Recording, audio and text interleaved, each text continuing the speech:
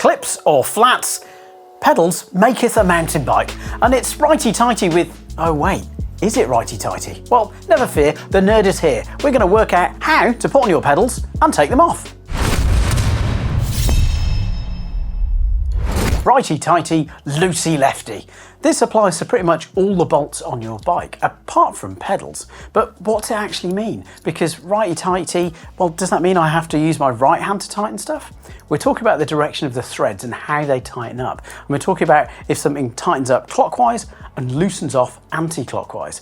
So this is because of the spiral pattern on the thread. So you don't have to use your right hand, you could use your left hand to tighten it up. And it is across pretty much all the bolts on your bike. But some threads are different and they are a reverse. So if you turn them right, that would loosen them off. But we'll explain more now.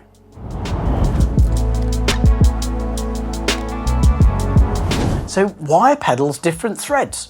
Okay, well, we have to travel back in time a little bit to bone shakers and penny farthings, which did have pedals, unlike velocipedes, where you just scooted along, but it was a direct drive. So there was a crank just on the front wheel. And effectively, as you pedaled, well, that was it. That's how you got your speed. And there was no freewheel mechanism. So if that front wheel turned, well, so did the pedals.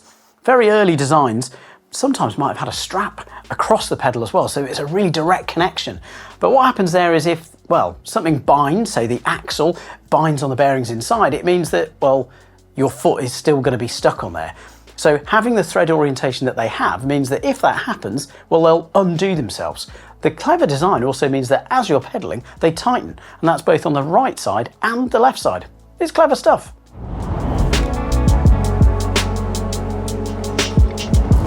Thanks to the normal and reverse thread pattern on the pedals, it means the direction in which we tighten and loosen them will be the same for either the drive side or the non-drive side. So on the non-drive side, the left pedal, we're going to tighten towards the front of the bike, and we're going to loosen towards the back of the bike. And that's going to be the same process for the drive side as well. So wheels on the ground, just think of it that way. We're going to tighten to the front, and then we're going to loosen towards the back.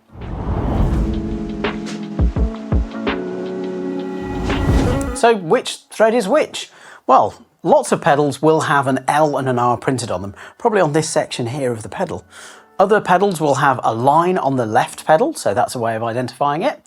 Others, you might have to look at the pedal profile. So if they're a squashed parallelogram form, a bit like this, well, have a look at the kind of leading edge, because that wants to be sloping down, so it glances off things if you're riding along. So that'll apply to clips like this or some flat pedals. The other way will be to look at the threads, because they're going to be in different rotations. One spiraling up and one spiraling down. Before we get too nerdy and talk about tools, just a quick reminder that if you enjoy this video, well, give it a thumbs up. And if you haven't subscribed to the channel already, it really helps us make great content like this.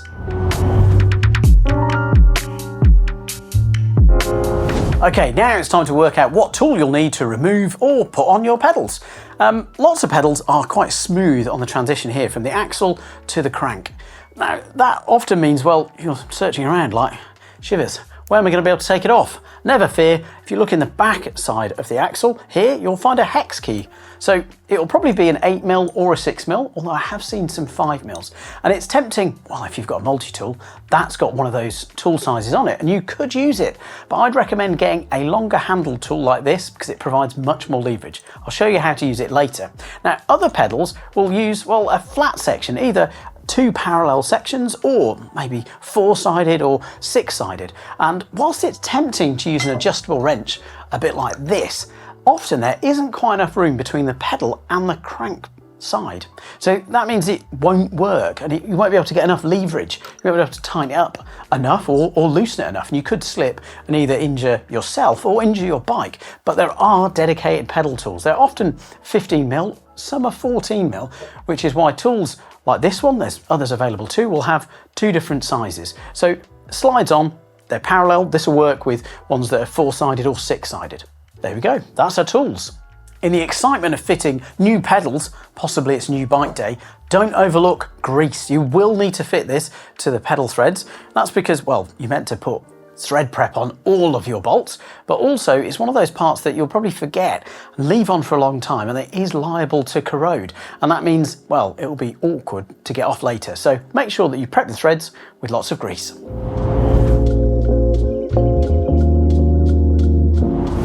There's no one right way how to fit pedals. This is just one way that I got taught and I've stuck to, and it's worked through all my mechanicking years. And you'll notice that the bike is not in a bike stand. Yeah, it's one of the simplest tasks that we can do on a bike, and actually helps with the bike being on the ground. And we'll explain why later. So the first step is to make sure that our crank is in the right place. So we're going to spin that round. Doesn't matter which side, but we're going to do drive side first. So make sure that you've got the right matching pedal. So check the pedal is the correct one. Make sure that the threads are pretty clean. Have a look at the crank. Check that those threads are nice and clean. Next, we're going to put some grease on them. There we go. Okay, now by hand, carefully, just rotate clockwise the pedal into the crank. Now, we're doing this by hand because it's really easy to get carried away with either a big tool like this or like a pedal spanner, and you can put loads of torque on these relatively small threads, and that's problematic because you could cross thread it. So if you can get it in by hand and just start to feel those threads tightening and pulling it into place, then you can make sure it's not damaged as well. It should slide in relatively cleanly. With this one, we're using an Allen key and it's going to run into the back. So we just set it up, and again, we're turning it clockwise, so we're tightening it towards the front of the bike. So we've tightened it up, not quite fully tight, but tight enough. So now we need to apply the final bit of torque, if you like. So if you think about this, we've got the crank forward, and to tighten up, we're going to put the hex key in the back, and we're going to push that up, and that's going to tighten. So we're rotating the Allen key towards the front of the bike. Now, lots of different pedals are going to have different torque ratings in terms of how tight you need to do them. With these Crank Brothers pedals, we need to tighten them up to 34 Newton meters. So that's actually quite high. It's not wildly high though. Other parts of your bike, maybe bottom bracket, will be up to 40 Newton meters, but it's much more than the sort of 6 to 10 range that we might use on bars or stems.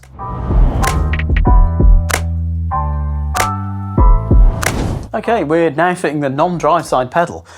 Thanks to those threads being reversed, we can apply the same process that we have with the drive side to the non-drive side. So we're going to do crank forward. Then we're going to check the threads from this side. We're going to check that we've got the correct pedal, so the left hand, and it will say L, might be non-drive side. We're going to apply some grease onto it as well. If there's none on there, make sure that you put a good dollop and work it into all the threads. Then we're going to tighten this pedal towards the front of the bike. So just tighten it by hand, be really careful, because this is the thread that in our head is probably the opposite way around to naturally wanting to tighten. So again, we're rotating it clockwise, we're moving it towards the front of the bike. And we're doing it by hand initially because it's really easy, especially with this opposite thread on the non-drive side, to just get a bit gung-ho and go wild with a really big tool and apply lots of torque and accidentally thread either, well, the pedal or, more expensively, the crank. So just take it really carefully. Once you've got a good few threads in, then you can insert the tool and tighten it up. Again, we're rotating it towards the front of the bike. So make sure it's tight. Again, we're going to do crank forward, then we're going to insert the tool, and then we're going to pinch them together. So just squeezing tool and crank together, we're rotating this furthest tip here towards the front of the bike. Okay, time to remove the pedals.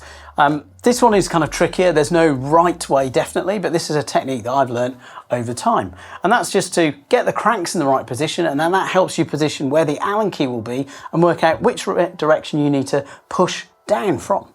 So, cranks in a forward position, Allen key slotted in the back, and then we're going to push down on the back edge. So you're spinning the tool towards the back of the bike.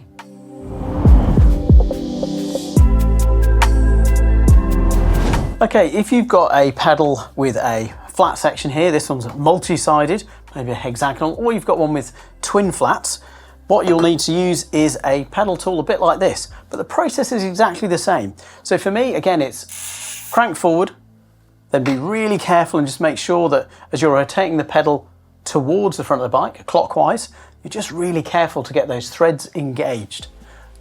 Just be really careful, because it's really easy, again, as soon as you've got a really big tool, just like this, that you can over torque things. And then you can, well, cross thread things and they'll be, well, very much fixed. If, in worst case, you'll damage the pedal, really bad case, you'll damage both.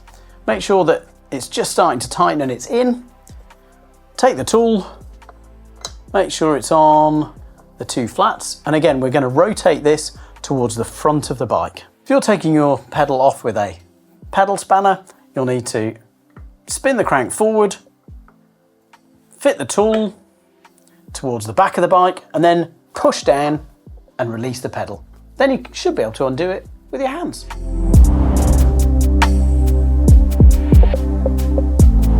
If you'd got fancier cranks, possibly made of carbon, you might have a little packet like this with some little pedal spacers. These aren't to change your Q factor or the width of where your pedals are. No, they're to protect the crank. So if you haven't fitted them, do fit them.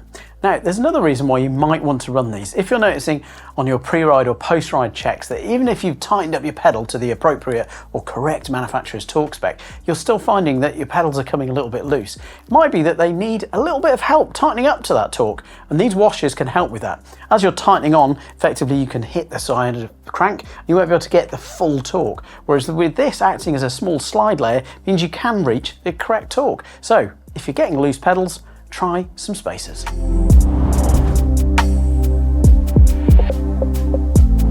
Stuck pedals, this is a challenge. Normally there's 2 reasons why. One is you might have over tightened things, and the other one is corrosion. We'll do the over tightening first.